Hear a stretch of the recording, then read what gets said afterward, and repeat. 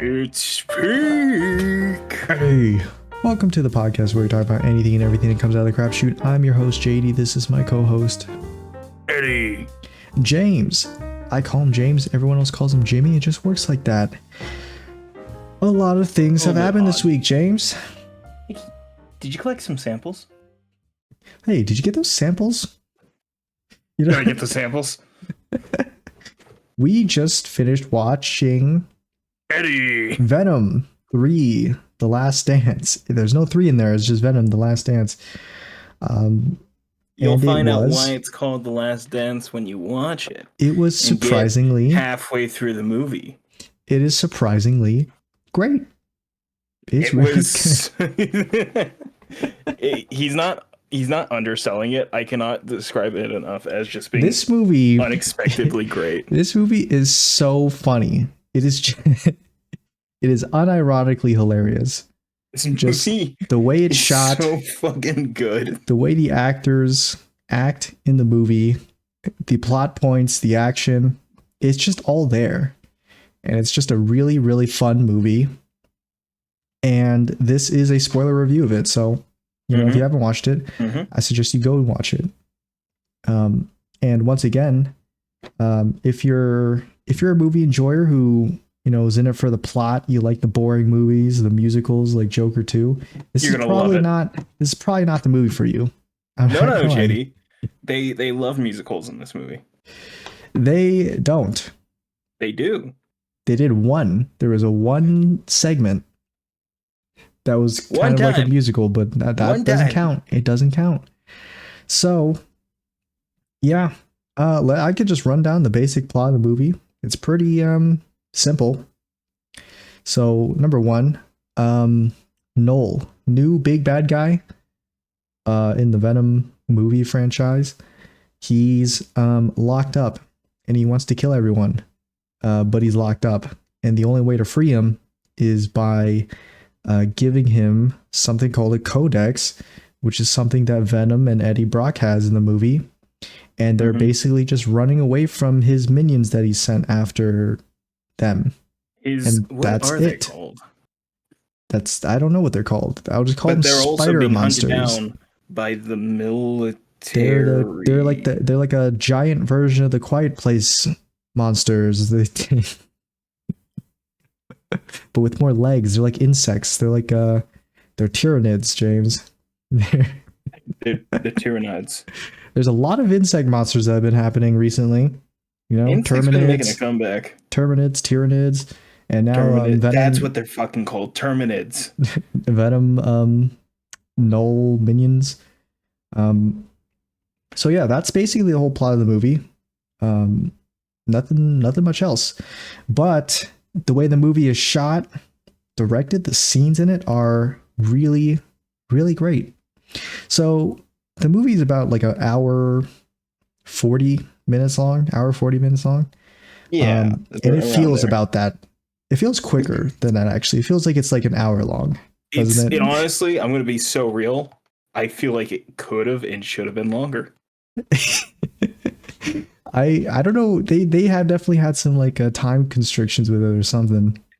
They're probably thinking in their mind like, really quick scenes. If we make the movie shorter, we have more run times at the movie theater, so it might sell more. Something along the lines of that. I don't think the movie's gonna sell that great. No, but it should. I think it's gonna do okay. Yeah, I think it's do okay. I don't think it's it might flop actually, but it's honestly my favorite Venom movie out of the 2 Venom movies that I watched, including this one, which was the 100%. First Venom movie and this Venom movie, and I like this Venom movie more. JD's only seen the first and last one. I've seen all 3.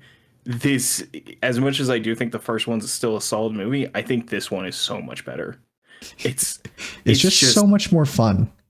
I don't think there's not like a single scene where I didn't look over at James and he was either like his mouth was open in shock or his neck was cricked back because he's trying to hold his laughter and at what's happening on the screen.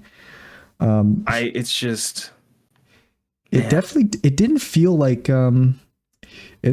Marvel humor, really. It was like it was more like I can't quite place it.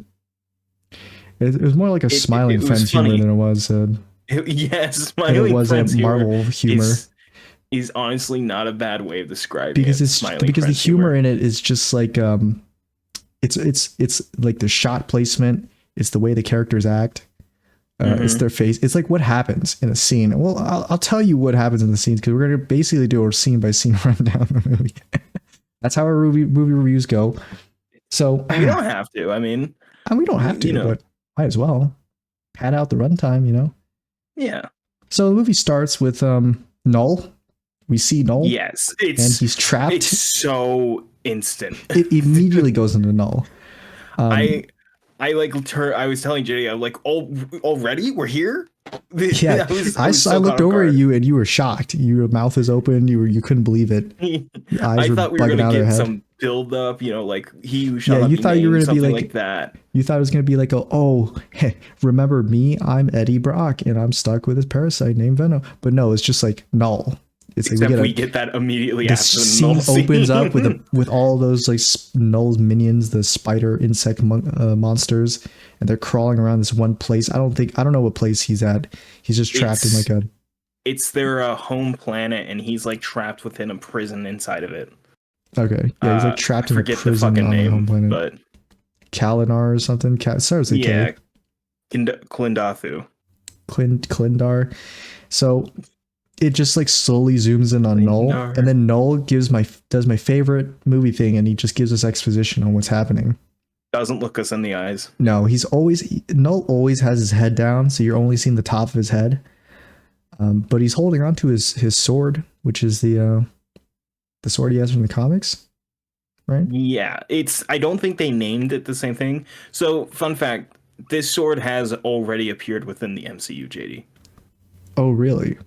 In the newest Thor movie where Batman is playing a bald guy who's pale, the sword he uses is technically the All Black. Where Patrick Bateman becomes bald and gross. Mm-hmm. And he's like, I'll kill all the gods. Yeah. That's the All Black, his sword, technically. They don't have... Because Sony owns the rights to characters like Null and other Spider-Man related things, they couldn't call it the All Black and have it be the same history. So it's like a technically same thing, technically not. It's weird. This is my favorite sword, the super dark. the Vanta Black. Vanta Black is actually great. But yeah, it's really cool to see it in this film. I don't think they call it the All Black here, though. I think they call it something else. But yeah, it's very interesting to see him with the sword officially, and not like. And then Null gives us the whole rundown of what's going on. Basically, I've been trapped here in this prison of my world. He's trapped by the symbiotes that he made. So apparently, the symbiotes are just they're all good guys in the universe. Grand scheme of things. This universe. Because what they did is Null wants to just like he just wants to destroy the universe, right? That's what he said. Something along the lines of that. He's just a fucking cranky old man. He's just an edgelord, and he just wants to watch the universe burn. So that's what he's gonna do. But then the symbiotes which he made were like, no, and so they trapped him in a prison. I mean, to be fair, not all of them are good though. Right. Like we know with like Carnage and Riot from the first movie. Yeah, but like the majority of them are good. Or at least there's a group of them that are good that trapped him on there. Something like that. Yeah. And he's like, I know where the Codex is. By the way, the Codex is so strange to hear because I'm so used to only hearing it in reference to Man of Steel. So it's nice to hear it in something else. Yeah, there's a Codex. So just like in Man of Steel, the Codex is like this MacGuffin. Venom. Is this MacGuffin that'll just that'll free Null from his prison if he gets it. And it turns out that Eddie Brock and Venom are the Codex. They're both codices. And they explain that the reason they have the Codex is when a symbiote and a host, and like the host dies, and so the symbiote shares like the same life force with them, and it creates a Codex. I think that's what they said, right? It's basically it. Yeah. Yeah, that's what he said. Anyway, the codex is not. It's not super important. Because it's not neat to know. It's just like that's you not can neat live to with know. it or without it. You can just keep it in the back of your mind. Just know MacGuff. Yeah, but then the very next scene, this null scene happens for like a minute while he explains the exposition, and then it cuts to our boys, the Codex, and guess where they are? They're in a multiverse. They're in the MCU, and they're arguing with the bartender about the existence of Thanos snapping away people. Right. And he says something along lines like, "I know aliens, and aliens don't like rocks, so I don't believe you." And the bartender's all like, "I lost my family for 5 years." And then Eddie Brock like stumbles away, gets sucked through the multiverse portal back into his universe. And then they arrive to the same bar in another multiverse with the same bartender, but instead of his hair in a ponytail, it's now loose. It's at the same, it's the same one. But he's back in his multiverse thing, and they never talk about it again. And so he goes into a "you say Ida, I say Ida" kind of scene where he just like Venom whips Eddie Brock up a nice glass of martini, a nice little a nice glass of martini, a nice vodka sample, and then he doesn't drink it and leaves. He destroys this bar. Absolutely totals it, and the bartender just has to watch his bar just get destroyed, because I guess he's like the owner of the bar too. He's like, so one thing with this movie is that all the actors always have like this really exaggerated like horrified face that they have on for a lot of the movie, and the bartender is like staring like wide-eyed, like face is all mangled as Venom destroys this bar. Understandably, honestly. Yeah. And so, Eddie Brock kind of just stumbles out. He does the same walk he did in the rest of the other Venom, or at least the first Venom movie that I remember, where he does like his like back is like stiff, so he doesn't ever like move his back as he walks. So he's like kind of like a board, a very stiff walking style. So he does that walk cycle out of the bar, and he's walking on the street, and then Venom's just like, "I'm feeling kind of hungry. I would love to eat some bad guys right now." And then, and I think we hear like screams in the background. And then so Eddie Brock just kind of follows the screams, and he stumbles underground into like this dog fighting pit operation. And I guess they were like dog whines or something instead of actual screams. It sounded like human screams to me. It did. But it was just like dogs barking. And so the guy, like these bad guys come in. They are bad guys. They come in. They're like, "Oh, you weren't supposed to be here." And so we get our first like fight scene of the movie, which I do like. I like all of the fight scenes in the movie. I think they're pretty funny. A bunch of crazy really stuff happens. Yeah. So what happens is like Venom starts fighting these guys, and so he sets like the dogs loose, and the dogs start like mangling them, and Venom's also like fighting them at the same time. And like this fight scene is like it's super messy too, because he's like throwing these guys all around the place, and then when it cuts to another segment of the same scene, they're like in different places. So like there's this one part where like halfway through the fight, he like takes a dude and he shoves him into the dog cage. And then at the end of the fight, he pulls everyone in from out of frame, and it's every single person, including the dude he locked into the dog cage. Right. So apparently at one point, I'm glad I'm not the only one who noticed that, because I was like, that is so weird. Apparently at one point he locked him into the dog cage and then unlocked him and took him out again, and then just doing all this unnecessary shit. Yeah, and then he bites the head off of all 4 of them. Right. And we do see a little bit of blood. Actually, there's like a little blood that gushes out when he bites them. I didn't notice that the first time. I noticed it. It was not a lot of blood. It was just like a little spurt here and there. I thought they were doing the clear liquid thing that they were doing with like the other movies. It was straight up blood. It was red. It was a little bit misty, but it was there. This movie's PG-13, by the way. Let's keep that in the back of our minds. So yeah, he gets his fill, and so he leaves, and then Null's minion shows up on Earth, just one of them, and he's like the main bad guy, this big insect terminid. And so apparently, this insect can only see. He can track down Eddie Brock and Venom, but only when they're like in Venom form.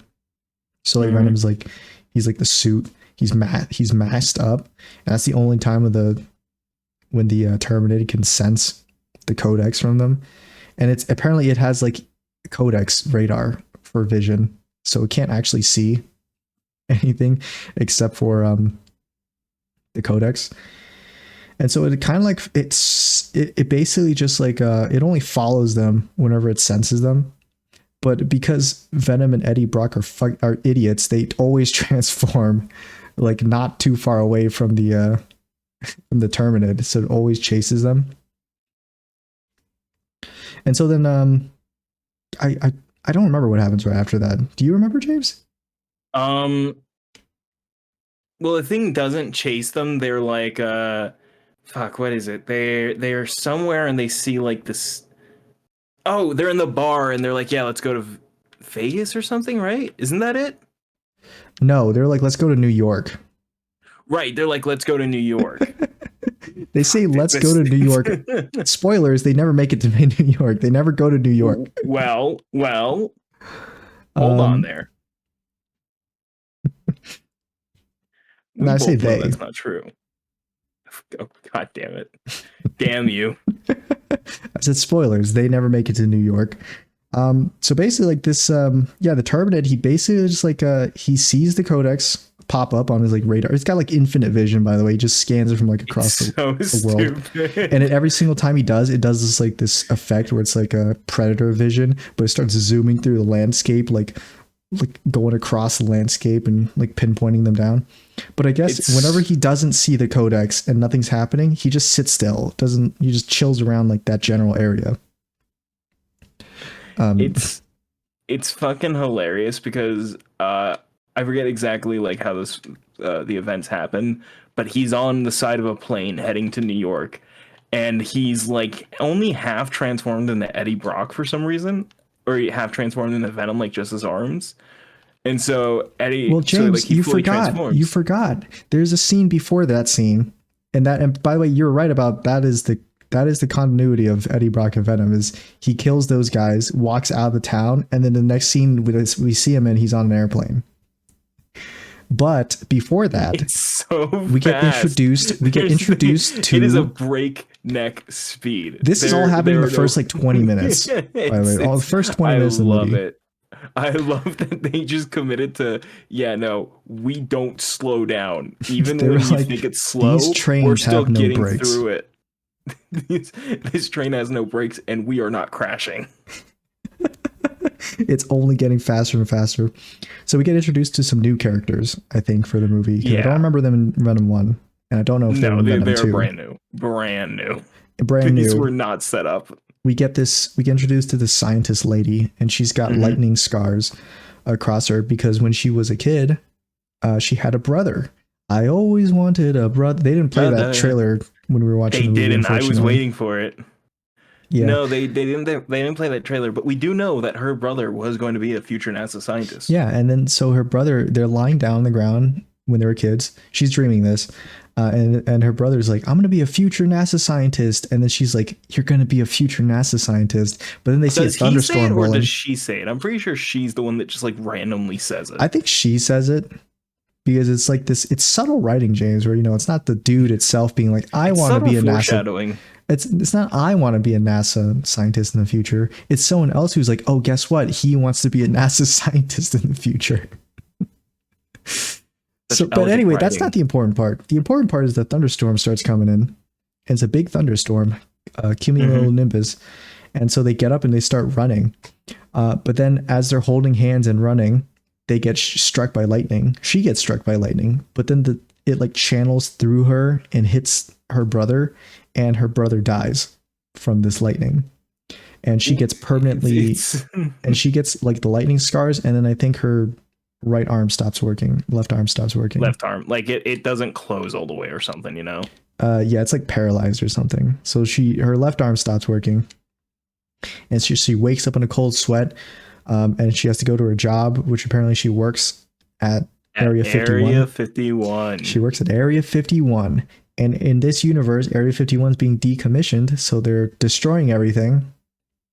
Incredibly unrealistic, by the way. They're like toppling buildings, and they're using a giant, 2 big acid vats to just melt down some like trucks and stuff.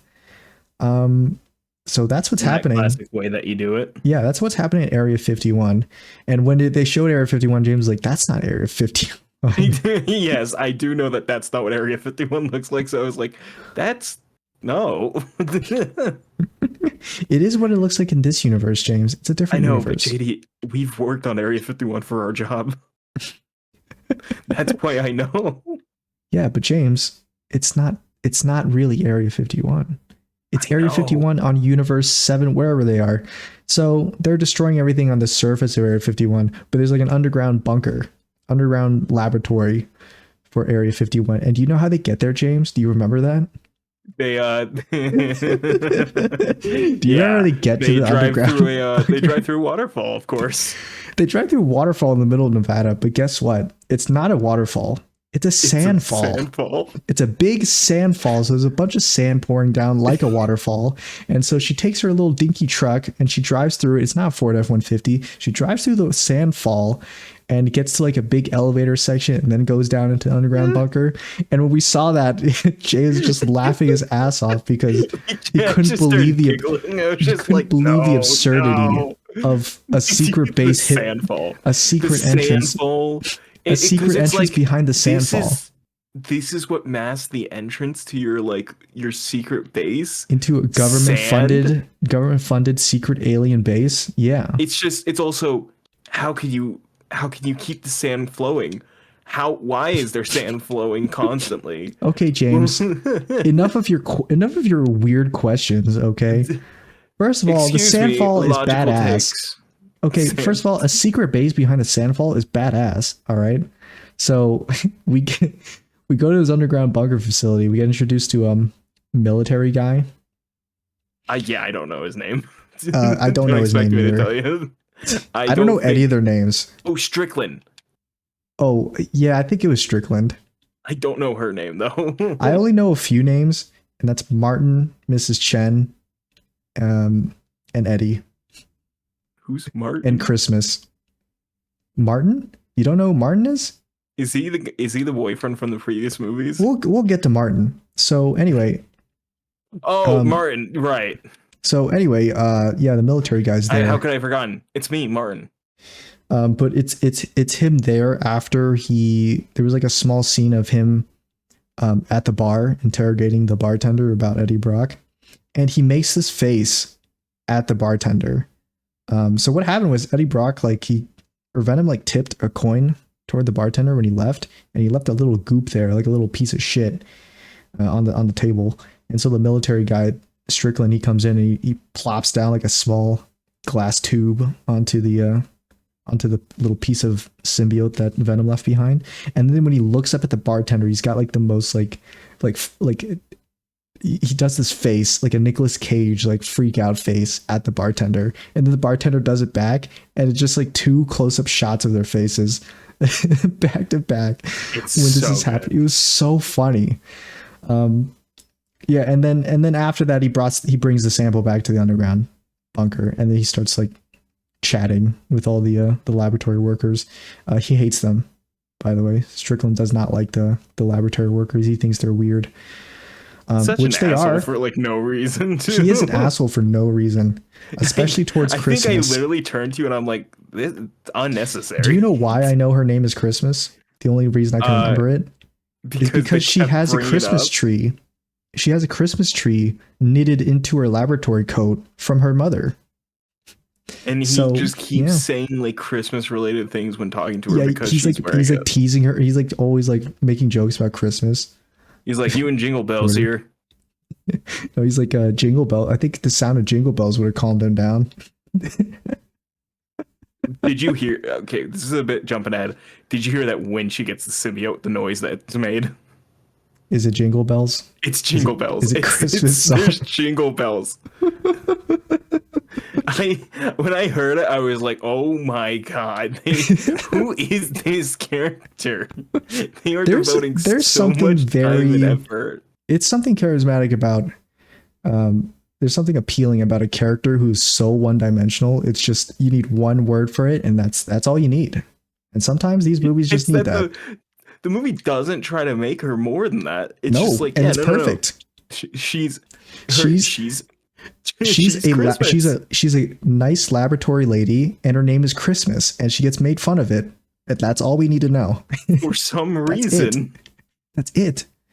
So yeah, they come in and then the military guy and the laboratory, two laboratory assistants, Christmas and the girl who's struck by lightning. I'm just gonna call her Lightning Girl. I don't remember her name.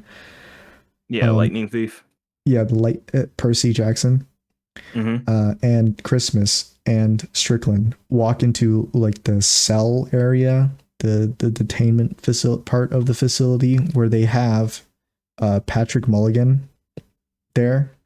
They just brought his body. Our favorite boy. Yeah, our favorite guy. He was probably my favorite character in the movie. He certainly had the funniest bits in the movie. And so he's there in the room, and I think he's already in his classic pose that he's in for a lot of the movie. Yeah. And so when we first see him, it's just like a shot of the room, and there's a bed in the room, just one bed, and he's sitting on the edge of the bed with like his hands in his lap, and he's like slumped over looking down. And he looks really depressed because he's also wearing like a messy hoodie and like sweatpants. It was so funny because it keeps cutting to that exact frame of that room of just him on the bed sitting there slumped over. It doesn't need and he doesn't move. So the laboratory guys are like trying to like talk to him and like, "Hey Patrick, you doing all right?" And it just cuts to him slumped over, nonverbal. Nonverbal. I forgot you said that at one point. So yeah, and then I think he does do the thing like right away in the first scene where he just glides over to the windshield, to the window where they're talking to him at. It's just as hilarious with the effects. So funny. Yeah, it's even funnier than in the trailer because we get to see the whole thing this time. So he goes immediately from like the slump position. He gets like pulled up by by the symbiote that's in him. So he like flies over to the windshield, puts his hand, like throws his hand over his head, and he's just resting his like right arm on the window, and he starts talking to them. It's just amazing. It is so beautifully shot. The scene it was shot like a skit. I don't know if it was intended. I think they might have been intentional because I think at least the editors made that intentional. You think the editors at least understood? Yeah, because they definitely had to watch that over and over again, and they were just like, "Man, this is the funniest shit I've ever seen." So they do that. They talk to him. I've ever seen. And I don't know if it's like, I think it's just the symbiote talking to them the whole time. I don't know if Patrick Mulligan actually is like conscious there. Part of him. I think there are times that he's there, but it's not the entire time. He's very rarely. He's like in and out. Yeah, I think we see him at the beginning and then at the end, like when he acknowledges Eddie Brock. Yeah, I think it was also during the scene where he like freaks out all of a sudden and like his mouth goes super wide and like he's like starts shouting at. He's like quiet shouting at them, warning them. He's like, no, you have to save the Codex and us all. He's like putting everything he has into it is the thing. Yeah, the actor's just like his face gets all distorted. He's like screaming out like, but it's not loud. He just pretends like he's screaming. And so that happens, and then we cut to Eddie and Venom, and they're Tom Cruising it on an airplane. Which is that they're hanging on to the side of the airplane on the outside while it's flying up in the air. And then we get that for like 2 seconds, and then immediately he turns into he like suits up. So Venom like kind of just suits up, and then the Terminid senses them, and so the Terminid, I think the Terminid can fly or something. Can it fly? It jumps. Okay, so it has like the perfect. It has super jumps. So it also jumps from a scene it was in. It jumps from the scene that it was previously in, which is the house that the dog people were in, the dog fighter. The house at night, to be specific. Yeah. So it's on the roof of that house, and it senses them, and it does that thing where it's like predator vision, scanning, goes across the landscape, sees them on the airplane, and it like yells, and it jumps, and it immediately arrives at the airplane. It's so like fast. It comes up from the clouds underneath the airplane, jumps onto the airplane, and the Venom's like, "What the fuck?" And so he gets attacked by the Terminid. I can't recall if there are times that I made noises in reaction, but I'm sure there were. You did. It was that exact moment. It was the moment where the Terminid jumped, and then it cut to the airplane scene, and it popped out of the clouds. You were like, "What? No way!" I think I heard you say something like that, like "No way." It was so funny. So he hops up there. So good, dude. Venom like dodges him a little bit, and then the Terminator gets sucked into the airplane engine. And then Venom's just like, "All right, I'm gonna peace out." And so he turns back into Eddie, and then Eddie flies off the airplane and starts free falling through the sky. And then the Terminator gets like shredded up by the engine. And that's the last time we see the airplane. I don't think they talk about the airplane. That's it. That is it. The one dude talks about the airplane, and it's the one dude they picked that is like the least literate out of everyone. Oh my god. But that's in the next scene. So he's free falling through the air, and then Venom's just like, "All right, I'm back," and then he pops up the Venom parachute, and they go down to the ground. The Venom chute. Yeah, and then we get introduced to copter. And then we get introduced to Martin and his family. And Martin is played by Dr. Connors. Yeah, Dr. Connors from the amazing Spider-Man movies. It's you may not recognize him, but once you realize it's him, you can't help but just be like, "It's him." What? And he's playing like this hippie alien believer kind of dude. True believer kind of guy. Yeah, true believer, conspiracy theorist. And he's in his van with his family, his wife and his 2 kids and a dog. Yeah, truth is out there. Mm-hmm. And he's driving along the road, and then he gets splattered by the remains of the Terminid creature. Yeah, they're like driving under the plane when it falls on him. Yeah, and so they get like splattered by the juices, and they're like, "Whoa, watch out!" And then we see that the Terminid's like immortal or something. And he has like super healing powers. It's like Venom. It can just keep regenerating it is a symbiote, itself. Right? I'm pretty sure it is. I'm pretty sure it's a symbiote. So it's basically just like liquid. So it like kind of just forms back together, and then I think it just chills there. It's basically Liquid Snake. Yeah. And then we cut back to Eddie. And he's walking through. He's doing his walking cycle through the desert, and then Venom explains to him what just happened. Like Null sent the Terminid to get us, and we've got a codex in our bodies, and we can't turn into Venom. So he can like partial transform, which is where like he shoots the tentacles out of the body, and he can make like Eddie do things, and he can summon his head out of his back. But they just can't. I did like that they say that directly as well. They're like, "Yeah, we can't fully transform." Yeah, they just said it outright. So, they're trucking through the desert, and then they see a shack with a horse next to it. And so he walks up to the horse, and he's like, "How fast do you think you make that thing go without dying?" The way Eddie Brock talks in the movie is so funny. It's like almost incoherent. It's really hard to understand what he's saying. It is incoherent. It's incoherent, and he has this voice. He does this voice that makes it really hard to understand what he's saying, like the words itself, like what words he's speaking. So I guess that's why a lot of his lines are like 1 word or 2 words. or he's just like, okay, or like, that's not cool, something like that. So he goes in, they see the horse, they walk up to it, and then Venom like attaches to the horse. We get the horse scene where he's riding on the Venom horse, and it's cool. That was a fun scene. And then they get to a river.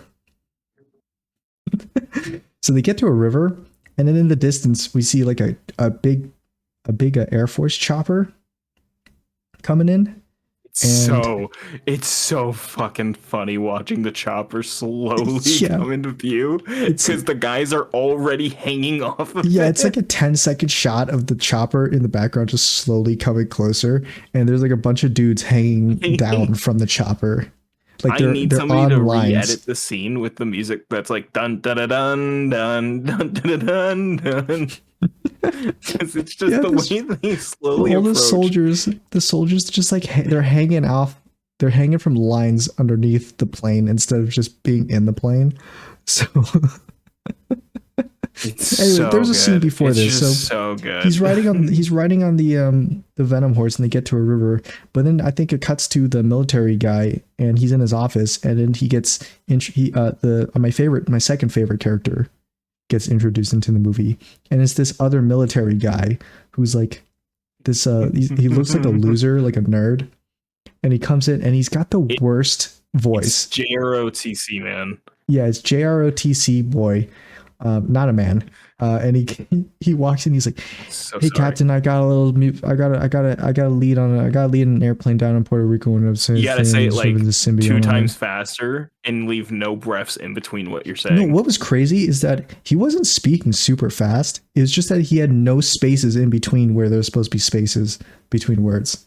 So every word sounded like one word. I just think that like this thing that's happening. It's it's not like I'm really speaking all that fast, but it's like just. The dude was a walking run-on sentence. So every line he had was a run-on sentence. So breathe. That's when they mentioned the plane again. And then the Strickland was like, all right, let's go get him. And then it cuts to the scene where immediately there's a helicopter with the special forces on it, like going toward them. And Strickland's in this helicopter, by the way. Strickland is in the helicopter. He's in the helicopter, but the soldiers are outside of the helicopter hanging down on lines underneath the helicopter. Why? It's so unsafe. They're over woods. They could get caught if the pilot goes too low. Yeah, so I think they hit Venom horse with like a sound beam from their rifle. Yeah, the rifle has they have like a sound gun.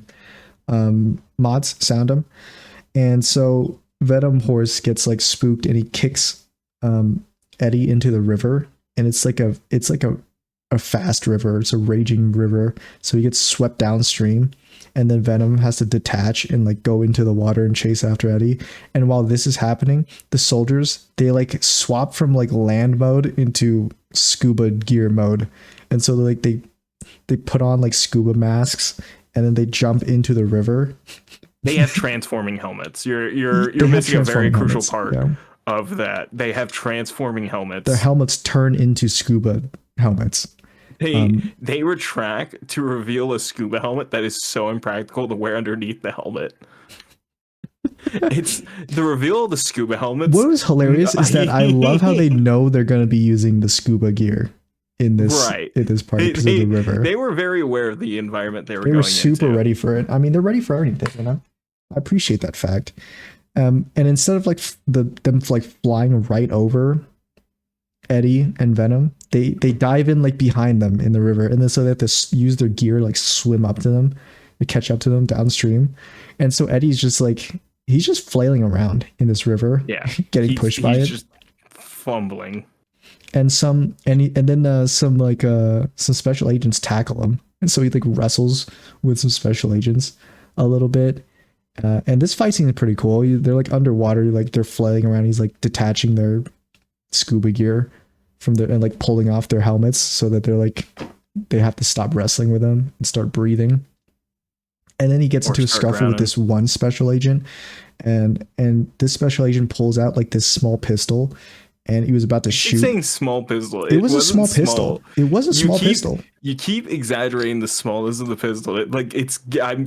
I was ignoring it at first, but it's getting to me because it's not. It wasn't small. It was just. It was a small pistol. It was just like a Glock. It was like half the size of a Glock. You know, a Glock is big in your hand, so I don't know why you're calling it small. Well, it's small because it looked really small inside their hands. It's just you keep saying that, and it's just not true. It's like it was like a compact pistol. It's driving me. You know the compact pistol from Payday? It was like that gun. You can't just keep calling it small as if that's a truth. I mean, I can't. I want to watch that. There's probably like someone who's uploaded that river fight. I'm sure they uploaded. And I do want to see it again because I'm pretty sure I remember it being a really small pistol. That's why it stood out to me because it was really funny that it was a small pistol instead of just a normal size pistol. But anyway, they pull out a pistol and he's about to shoot him. They're like wrestling over this gun, and so Eddie like points it at the special agent's neck, and so shoots him in the neck. And then they have this really awkward scene where after he gets shot in the neck, he dies instantly. And so the special agent like helmet, the helmet of the special agent like floats off, and it's just the special agent's like wide-eye fish, dead fish face like floating down the river. Bubbles that are coming out of like their forehead, and I couldn't stop laughing at the bubbles in the forehead. I don't know Eddie Brock, why. And then Eddie Brock's like, he does like the Nicolas Cage like freaked out face staring at this dude. This guy floating down the river. It's the first person he's killed. Yeah, he's killed. This is a person that he's killed. I think this is his first murder. Yeah, that's crazy to think about. 3-movie series. I don't think he's ever killed somebody. Yeah, or at least killed someone that's like innocent, right? It's like not a bad guy. Because I mean, they're just doing their jobs. So anyway, yeah. So they have this funny, awkward scene with the zoom in on the face, and then they try capturing Venom with a net, which doesn't work. Which wild. I don't know if you caught that, but they shot a net. It worked for way too long. I think it worked. It did work, but then Venom just decided like he remembered that he was a liquid, and so he just weaves through the net and attaches to like a fish, and it turns into fish venom. Fish to get this sequence was crazy. He turns into fish venom, and it's a small fish, and then he eats another fish and becomes big fish venom, and then he jumps out of the water with big fish venom, and then he detaches from the fish, and then he attaches to a frog, and then with the frog he sees Eddie down the stream. He just watches at first. He watches for a while. Yeah, and then he detaches off the frog, goes into the water, and then attaches to Eddie, and then they turn into full suit Venom, and then so the Terminid, who was on the highway, does the Predator thing, go across landscape, tracks him down the river. And so he jumps. It almost looks like they're flying, but he jumps across. Strickland's reaction is so perfect, by the way. He jumps across. What the heck is that? Yeah, he jumps across the highway, and I like that there's no downtime between the jump and the landing. There's no downtime, period. So the Terminator jumps from the highway, and it immediately lands on the side of the waterfall that that's the river leads into.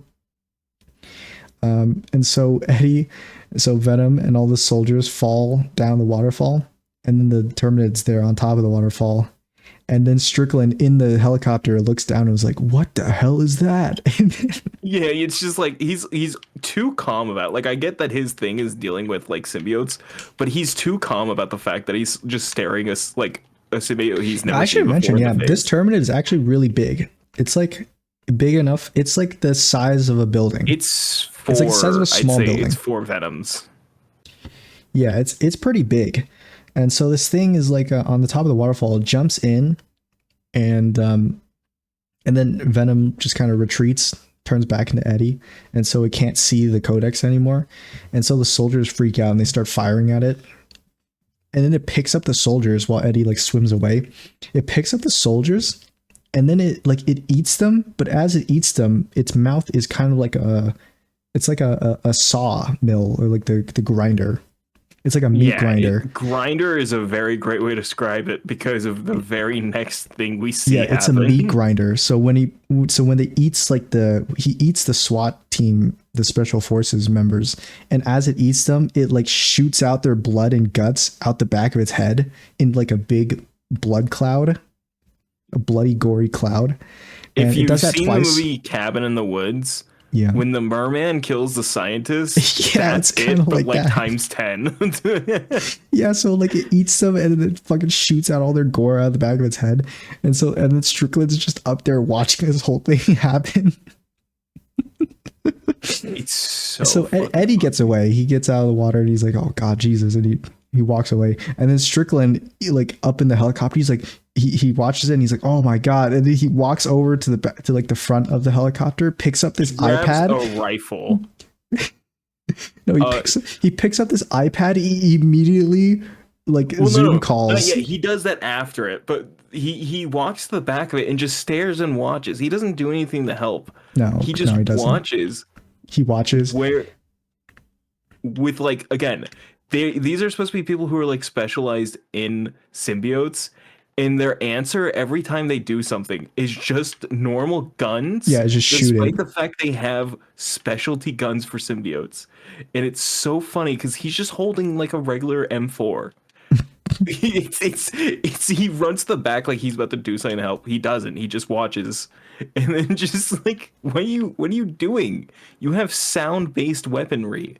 You know that's their weakness. Why don't you all just have sound guns? Well, he doesn't. So then he walks to the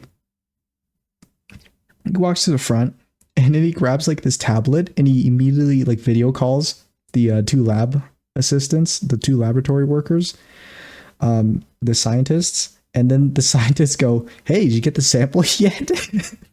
It's so immediate. Funny because while they're saying, "Hey, did you get the samples yet?" you could see his face on the video call from their side, and he does the horrified, like the Nicolas Cage, like over exaggerated horrified face at them.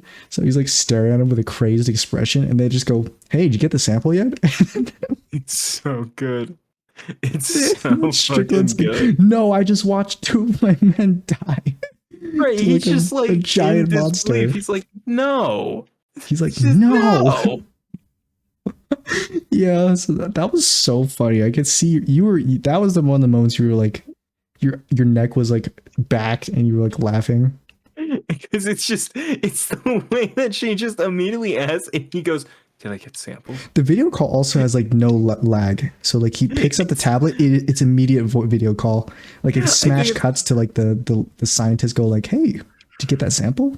I think it's also the fact that they were video calling that made me fucking laugh. Yeah, it was the video call. He grabs an iPad that they have attached to like a wall, and he just immediately calls her. And I think you could see like the hang up, like you could see like the buttons for like the things you could do. There's like a red telephone icon to signify the hang up. It was so funny.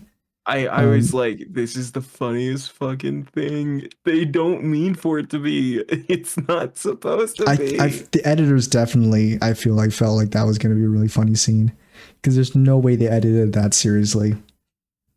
It's so good. It was so good. It was so funny. So yeah, so then Eddie pure peak. Yeah, Eddie's walking through the desert again, and then he does this funny gesture. Lost his shoes. Yeah, he lost his shoes. He always loses his shoes. So he first lost his Crocs earlier, then he took a guy's boots. Now he's lost the boots. Yeah, they just float down the river, and then he has like a little monologue, or he has a little conversation with Venom. Is like, I just saw 2 men turn into a blood cloud, but he like puts up his hand, like as he puts up his hand, open palm. He starts like, it's like shaking, flailing it around to exaggerate it. Yeah, it's like shaking his hand. He's like, a blood cloud. It's so good. Yeah, and then he finds Martin and his family. They're camping, and so he talks to them. I'm going to speed it up a little bit, because this part of the movie was it was very unnecessary, but it's there. It was very necessary. I know what you mean. So he meets up with Martin and his family. You get to know them. They're pretty funny people. They're weird. And so he hitchhikes with them up to and they're going to Vegas. And so they have like a musical number where they start singing you say Ida, I say Ida. Yeah, that one. Down the road trip. And so they make it to Vegas. And then they say goodbyes with them. And then Eddie tries going into the Paris and Horseshoe Casino. Mm-hmm. And apparently he gets stopped because they have a dress code. Spoiler, they don't have a dress code. Yeah, it was immediately, JD immediately went, no, they don't. They do not have a dress code. I work there. They don't have a dress code for customers. So what he does is he goes, first he knocks out the dude who kicked him out because of the dress code. And then he goes to someone, to like this drunk dude with a suit who's pissing in the bushes, knocks him out, and then steals his clothes, and then walks into the casino. It's so chaotic. This entire scene was crazy because he knocks out the door guy, and then as he's walking away, instead of just going into the casino right after he knocks him out, he walks away to go steal the fancy clothes off someone else. But then as he's walking away, in the background, the shot, you see the other workers there, like the other door people, come out and like grab him and immediately replace him with another door guy. It's so fast. And then the dude that he stole the clothes from he was drunk and he was pissing in the bushes. But when he turned around to talk to Eddie, he's still pissing. So he's pissing on Eddie's like feet. Like it's just straight up his feet. Oh, but he got new shoes from Martin, by the way. Martin gave him new shoes. It's pissing on his shoes. Martin, remember me? Yeah, and then Venom, like he does like the whole like big hand. He gives him a big hand and he smacks. He like bitch slaps this guy and he goes flying across the street.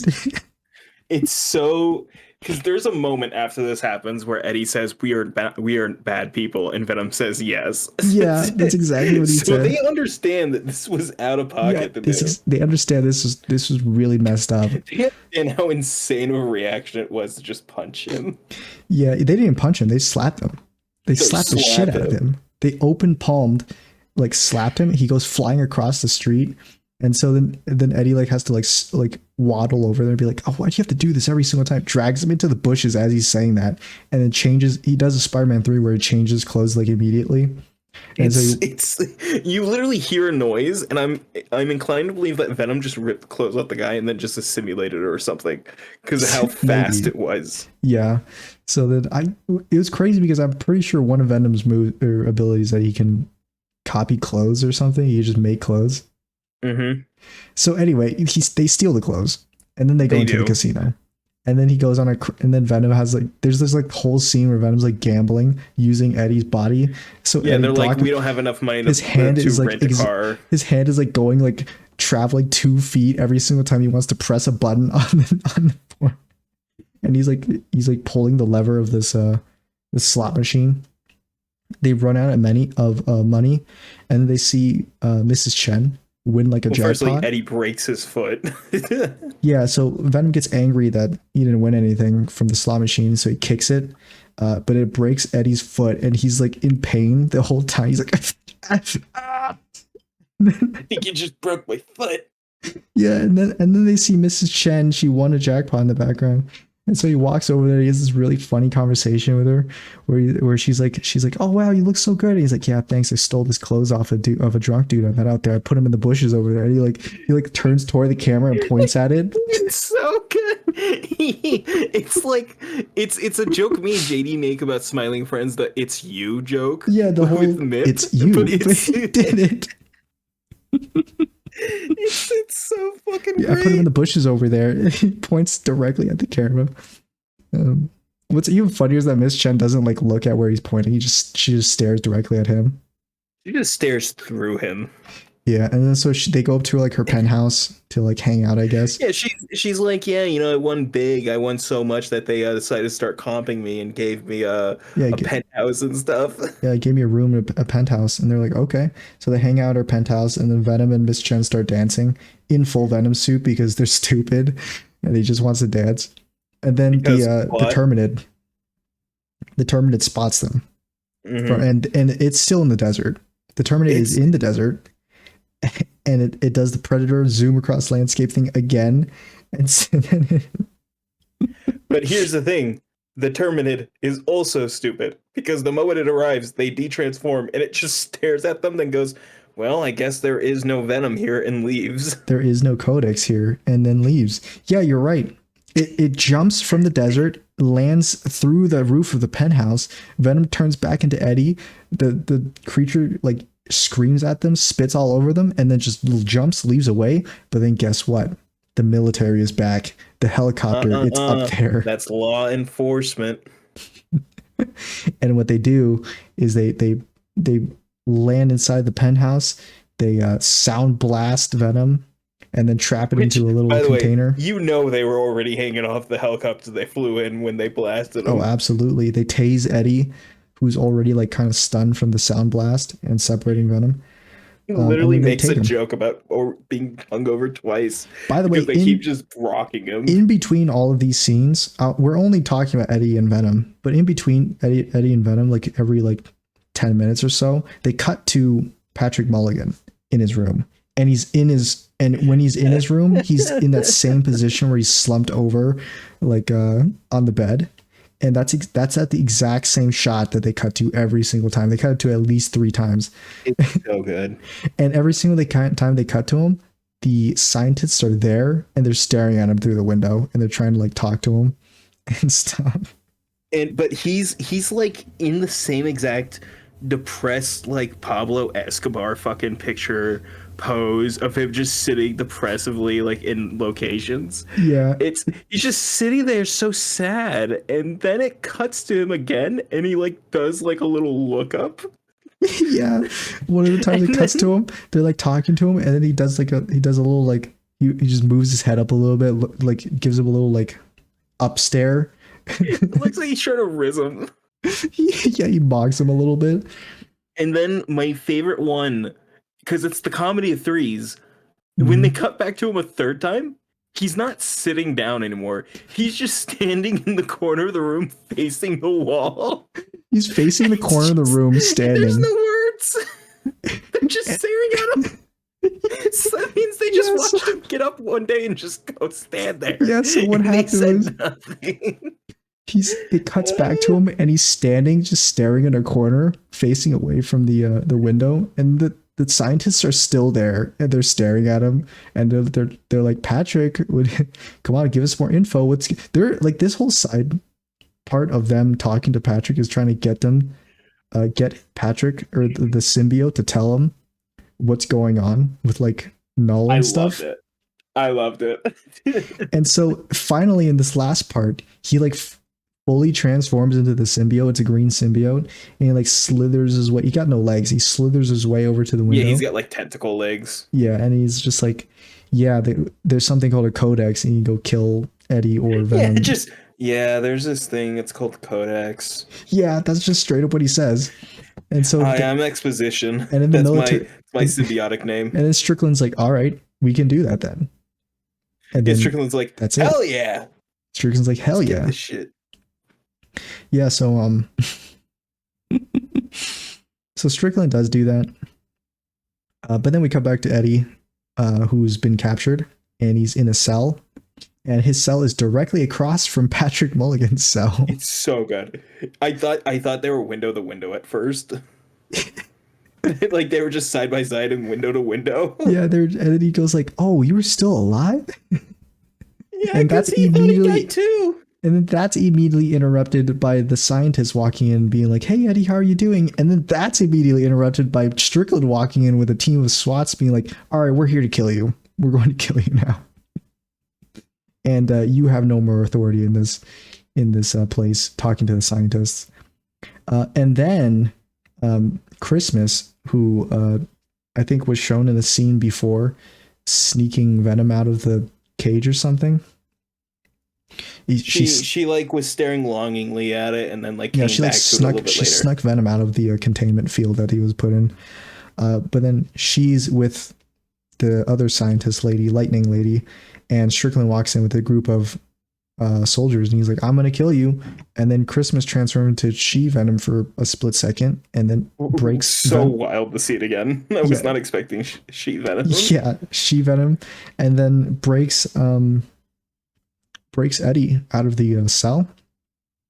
And then as he like reforms with Eddie, they like momentarily transform into full suit Venom, and so the Terminid spots him again, and then crashes through like the ceiling of this underground laboratory. By the way, hers is supposed to be Scream, if I remember correctly. Her comic book version is supposed to be Scream. Christmas, I think no, the electricity lady. Okay. Because the character she's named after, if I remember correctly, is Scream. But it looks like the one they gave her was more closer to Scorn. I don't know any of the. A lot of people were given the incorrect symbiotes, by the way. I love that fact. I feel like that really fits. I told this to JD, and he's like, awesome. That's cool. Like it's a different feeling than when they get Transformers wrong.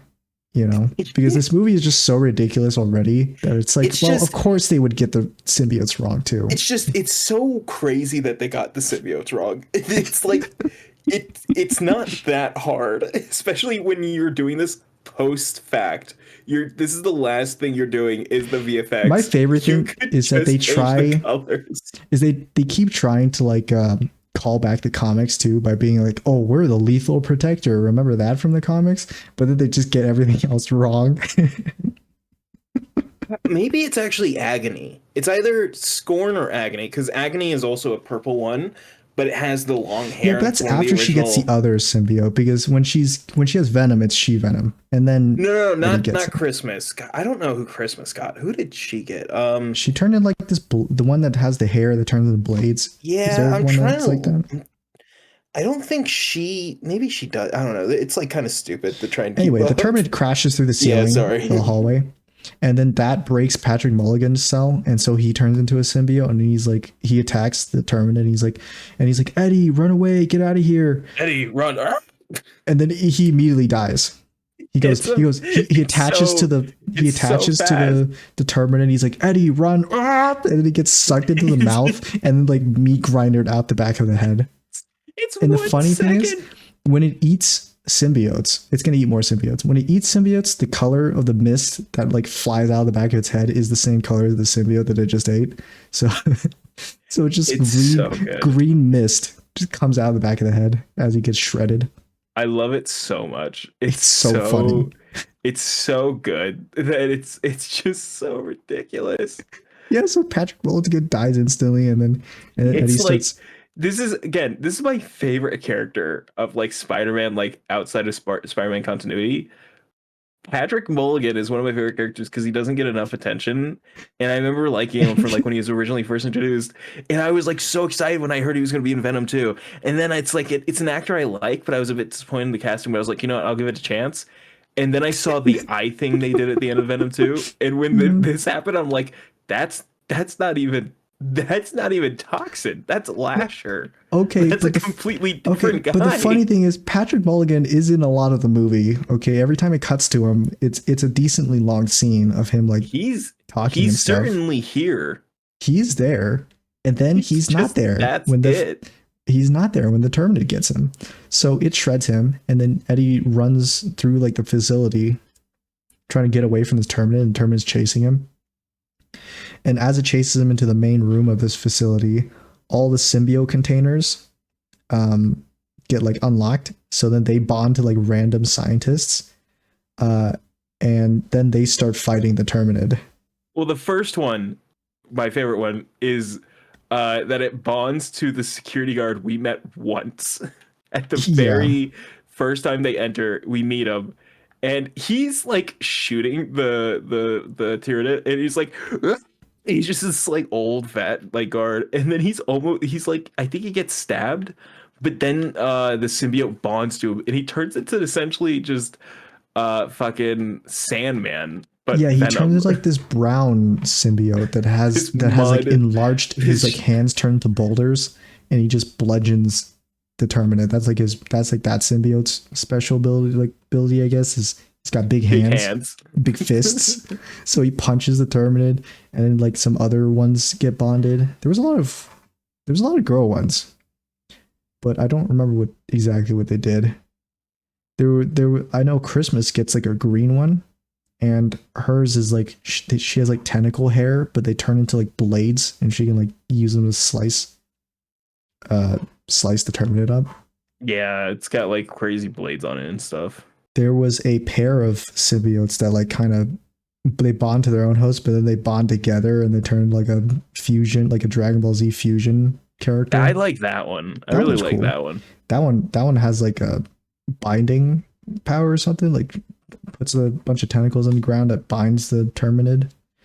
And I think there was another one, but I don't remember exactly what it did or what it looked like, because they all died. I think that one died like instantly. They died very fast. So like there was another one that bonds to like a girl, and she like jumps up onto the Terminid, starts stabbing it or something, and then she gets immediately eaten and like turned into dust. She gets immediately eaten and turned into dust. But the other symbiotes fight for a while longer. By a while longer, I mean like every 30 seconds another symbiote dies.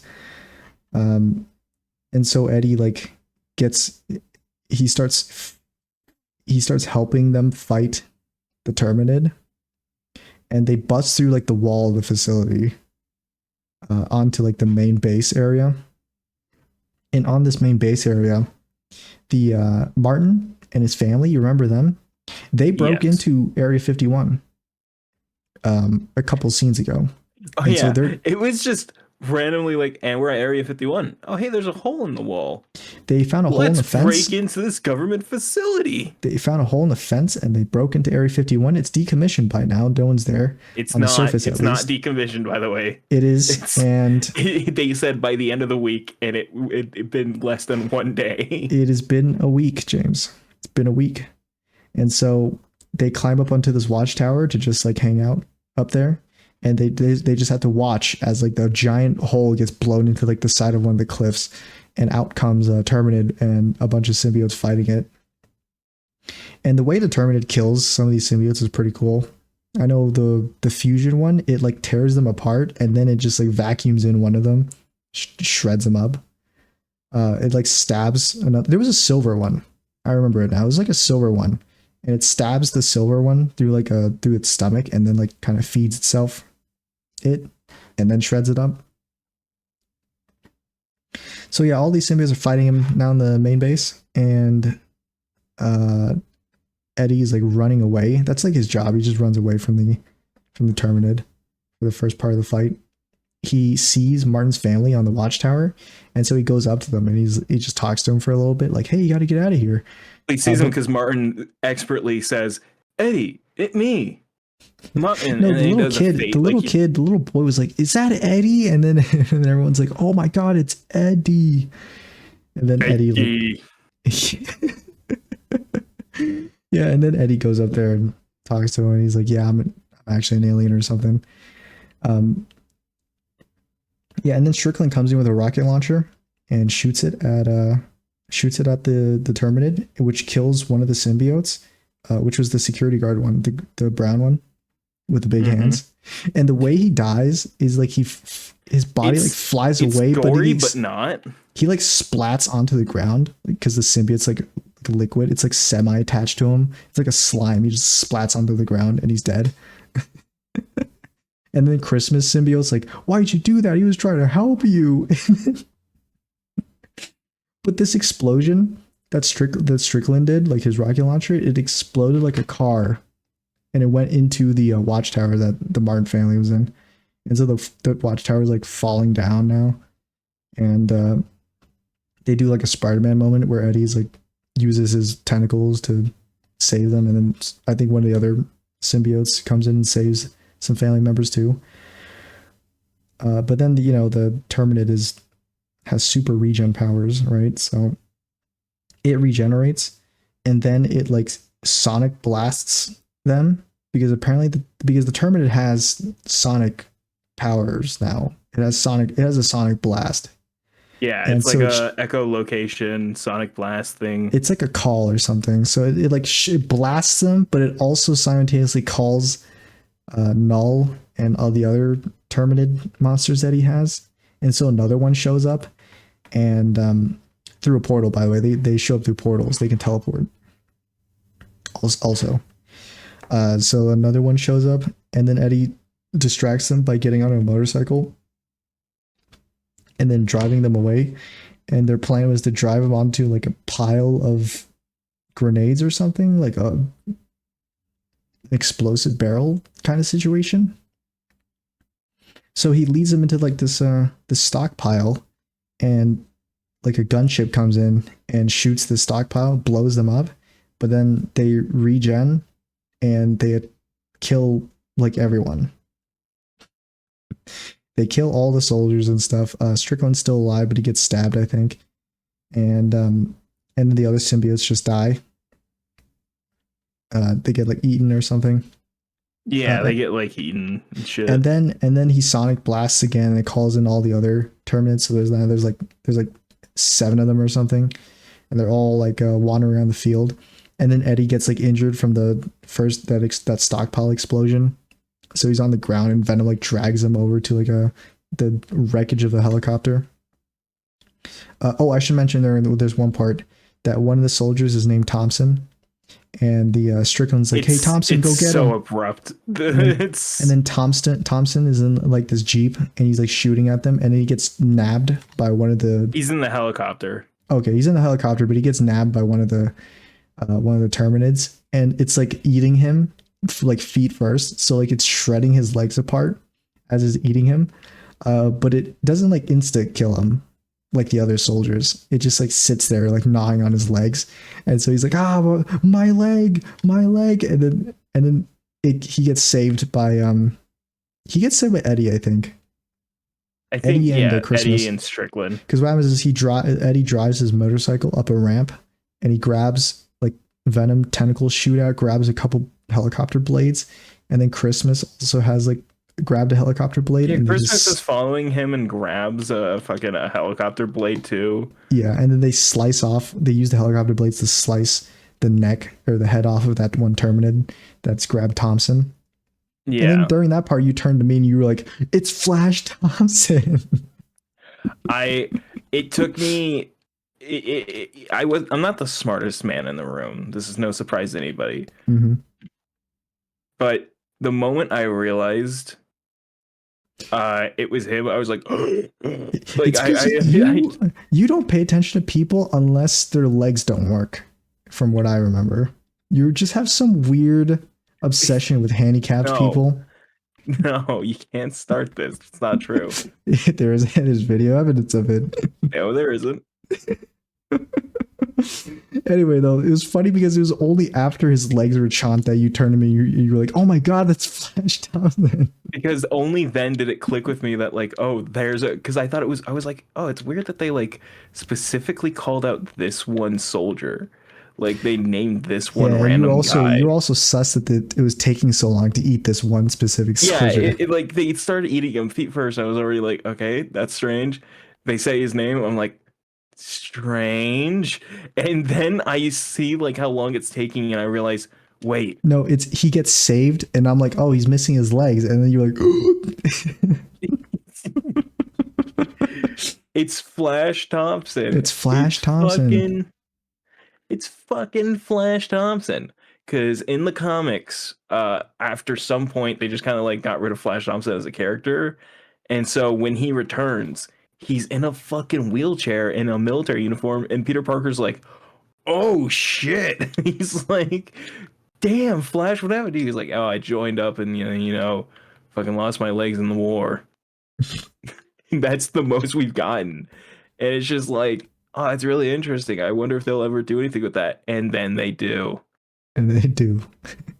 Yeah, but that hasn't happened yet cinematically. So anyway, Flash Thompson gets his legs chomped off by a Terminid, and then we have like this whole sad scene between Eddie and Venom, because they're like talking about sacrificing themselves because they're about to hand over this codex. And so what they do is they do this like Jesus moment where they walk out of the helicopter with their arms like up in the air, Jesus posing, and they're walking toward Strickland, Christmas, and Lightning Laboratory Lady, who all are like next to the acid, are next to the acid vats, the big old acid containers. And then Venom does like this thing where he like bonds to all 7 of the Terminids that are like following him. He like grabs them and they're yeah, like he grabs them. Like he pulls them all together and he's like kind of semi bonding with them.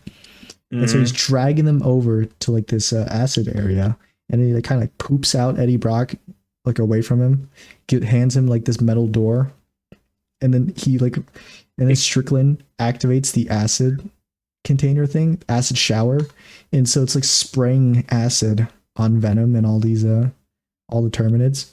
Mind you, Strickland has been impaled. Yeah, Strickland. I think I already said Strickland was stabbed and he was saved by Eddie with the helicopter blades. So yeah, Strickland's injured, and so he gets up and he's doing the acid. He's activating the acid vat thing, but then because of an injury, he like falls over. But then Venom like picks him back up, and like so he could keep on activating the acid shower thing. But then Venom just like breaks all the pipes around him, which like starts spilling acid everywhere. It's so funny because it's like, why did you need Strickland then? He didn't. Venom? I think he just really doesn't like Strickland. That's why he did all that. He was just like, hey, this is because like how you're gonna make up for blowing up my friend. Yeah, I don't think he likes Strickland. So as he's like killing himself with the Terminids, he's like flailing around and it's like spraying acid everywhere. But he handed like that metal door to Eddie, so it's not splashing on it, but it's like constantly splashing on Strickland. So he's like burning alive.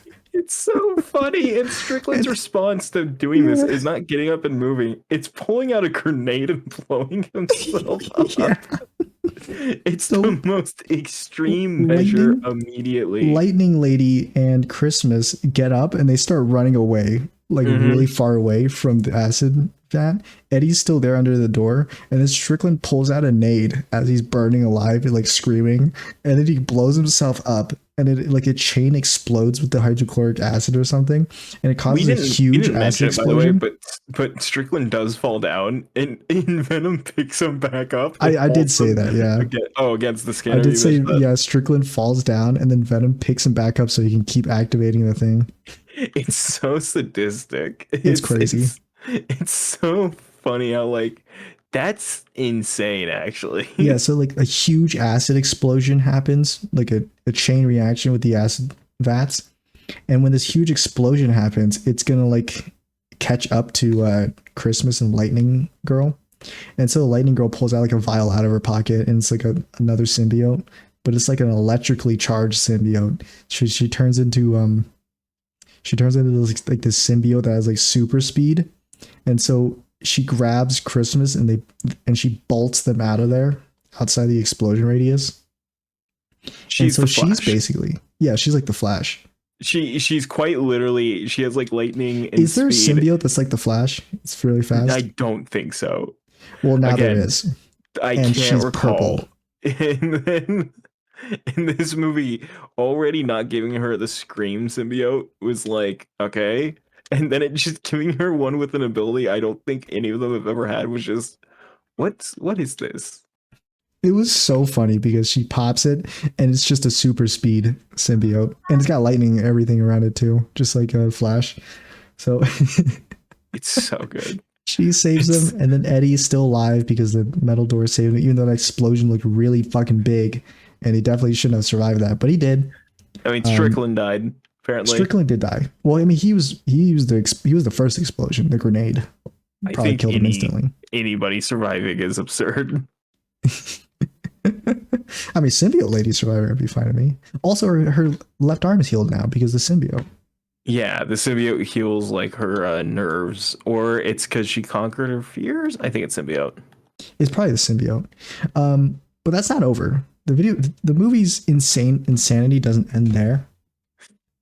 So now we flash forward to Eddie Brock in a hospital. Scene in the movie. He's in a hospital. You remember this? He's on I hospital, do. and there's a colonel general character There's there. a military man First time of we've seen some him, by the way. sort. First time he shows up in the movie. There's been a guy in the shadows that they've been alluding to the whole movie. This is in no way him because it was definitely a younger guy with a different haircut. Yeah. But so this guy, he just like explains that he like, hey, you know what? You're good to go. Thank you for your service to this nation. Be a normal guy. And so he just leaves. He shows up for just that one scene and then leaves. I was so just thrown off. I was like trying to go through my like fucking Rolodex of Marvel characters, and like I was like, is this supposed to be like a fucking Harrison Ford's character in the new Captain America movie? No. Is this supposed to be the guy that tried to kill Bruce Banner? Who is this? There's no character. I should look up who they list him as in the credits. No. It's just a random dude. I don't even know who the actor is. But that's not the only thing that it smacked you in the face with, because right after that, Eddie Brock is in New York. And you know what song starts playing? I don't actually know what song. I don't know what's called. Sure, it's a Shawn Mendes song because it sounds like Shawn Mendes. I don't know what the song's name is either, but it's like this sad song about memories, and so it starts playing, right? And then Eddie Brock's walking through New York, and he starts getting these flashback montage shots while the music is playing of scenes from previous Venom movies where it's him and Venom like talking normally, and the shots like focused on Venom because Venom's dead, and he's like trying to reminisce. He's trying to like remember his best friend Venom because he's sad that he's gone. And this whole song is playing. This montage lasts like 2 minutes, and so it's so long. And so it's Eddie walking through the city, and then he finally makes it to like the dock or something. He makes it to a dock, and he's staring, and he's looking at the Statue of Liberty from a distance. And he says, "I will remember you, buddy." It's just and then the credits hit. And then the credits. What an amazing movie. He's just named the general. I knew it. I knew that he wasn't actually anybody. I knew that he wasn't actually named anyone. He's not even like an A-list actor or anything. He's like a character actor who he's been in Cyberpunk. He's a day player. He was in Cyberpunk. So yeah. Damn, this guy does anime voice acting? What? Credits roll, and then that's it. Wait, oh my god. Wait, I know why he looks familiar. He was a character in Hitman. He was a character in Hitman. He was a guy that you can kill. I was wondering why he looked so familiar. He's fucking Nox. I remember killing him. Yeah, I like the credit sequence. It had a lot of funny animal Venom hybrids. Damn, this guy does a lot of voice acting. Who the fuck is this dude? Yeah, I think, James, we should just give our ratings for the movie. Yeah, 10 out of 10. You think it's 10 out of 10? I think it's... Honestly, as I said to you, it's the best movie I've seen all year, and I don't think we've had, or at least I can't recall a time I've had more fun watching and laughing about than when we saw this movie. Yeah, I'm not gonna lie. I think I'm gonna give it a 10 out of 10 as well, because it was one of the funniest. It was so funny to watch. It was so fun. It was definitely one of the best movies of the year for me. It was just pure fun and joy. It was pure turn off your brain, just enjoy the movie, and enjoy it. I did, because my God, were there so many funny bits, so many. I love all the characters. We realized we have a whole arsenal of jokes that we can now form just from this movie alone. Your viewers think we're funny, but they haven't watched Venom: The Last Dance, so that's a level of humor that you just can't do. You guys are actually kind of funny. Sorry, sir, but I will never. I'm sorry, sir. My pronouns are he, because I will never be him. This is a Wendy's. You get so angry when the Wendy's commercial came on. 10 out of 10. You didn't get angry, but like you were just like, oh my God, you were just upset upon seeing it. If you guys enjoyed, you should subscribe. Hit that bell notification icon in order to see exactly when these episodes come up. They come up every Sunday. I stream sometimes, and you'll also get notified for whenever that happens. There's no schedule for that. If you like James, His stuff is in the description. I also stream sometimes. And he does stream too sometimes. That's it for me, though. I'm horribly sick, which seems to be a recurring thing. Thank God you weren't sick for this movie, right, James? Hey, man. I was. And I fasted onto you. And that'll be it for me. James, bring us out. Knock, knock, let the venom in. Venom, venom, venom.